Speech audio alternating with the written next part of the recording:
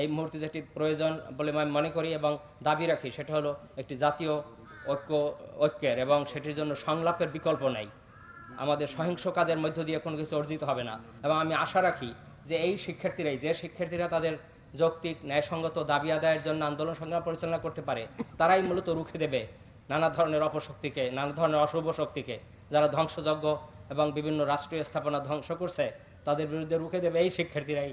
সেটাও আমাদের কিন্তু একটি দৃঢ় আশাবাদ। তবে এই মুহূর্তে আমাদের জাতীয় সংকট উত্তরণের জন্য যে জাতীয় সংলাপ, সেটি বোধহয় খুব জরুরি একটি বিষয়, এবং সেই জন্য সরকারের উচ্চ মহল থেকে এই উদ্যোগটি গ্রহণ করা খুব জরুরি। কেননা এই জাতি যে স্তরে উপনীত হয়েছে, এখান থেকে পশ্চাতে আমরা যেতে পারি না, এবং সেটিও বোধহয় শিক্ষার্থীদের নেতৃত্ব দিতে হবে যে জাতীয় অগ্রগতি এবং উন্নয়ন সেটিকে কিভাবে সামনে এগিয়ে নেওয়া উচিত। এই মুহূর্তে আমরা একটি উন্নয়নের দৃষ্টান্ত হিসাবে বিশ্বের বুকে আছি, উন্নয়নের রোল মডেল হিসাবে। সেটিকে আরও বেগবান করা, শক্তিশালী করা এখন সেটি সময়ের দাবি। সেটিও আমাদের উদ্যোক্তা আহ্বান থাকবে যে শিক্ষার্থীরা, তোমরা এখন তোমাদের নিজ ক্যাম্পাসে ফিরে এসে পুনরায় জাতি গঠনে বিগত দিনের মতো যে ভূমিকা রেখেছ সেই ভূমিকাকে শক্তিশালী করো।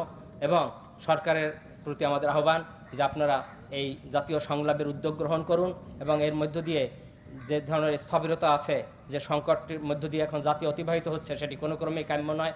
সেখান থেকে আমরা যাতে বেরিয়ে আসতে পারি, সেই বেরোনোর পথই এখন খোঁজা দরকার, এবং শিক্ষার্থীরাও সেক্ষেত্রে ভূমিকা রাখবে, সেটাই দৃঢ় আশাবাদ ব্যক্ত করি।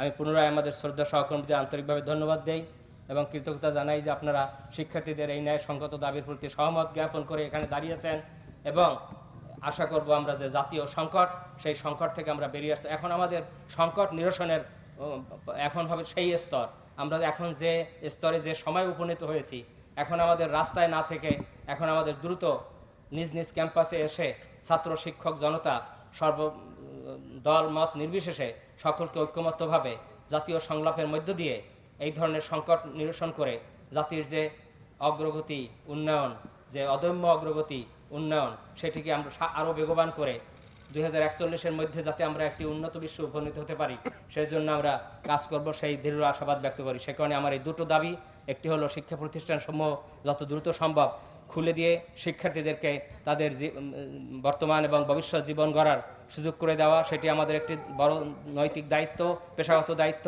আরেকটি হলো যে জাতীয় যে সংকট, সেই সংকট নিরসনের জন্য জাতীয়ভাবেই উদ্যোগ গ্রহণ করা এবং ঐক্যমত্যের ভিত্তিতে সংলাপের মধ্য দিয়ে এই উত্তরণ ঘটানো, সেটি এই মুহূর্তে প্রত্যাশা। আন্দোলন সংগ্রাম দিয়ে যে কোনো জিনিসকে সামনে উত্থাপন করা যায়, প্রশ্ন উত্থাপিত হতে পারে, কিন্তু সেই প্রশ্নের জটিল পরিস্থিতি থেকে নিরসনের জন্য সংলাপের কোনো বিকল্প নেই। সেটির প্রতি আমি উদাত্ত আহ্বান রেখে আমার বক্তব্য শেষ করি। আপনারা সকলে ভালো থাকুন, সুস্থ থাকুন। জয় বাংলা, জয় বঙ্গবন্ধু।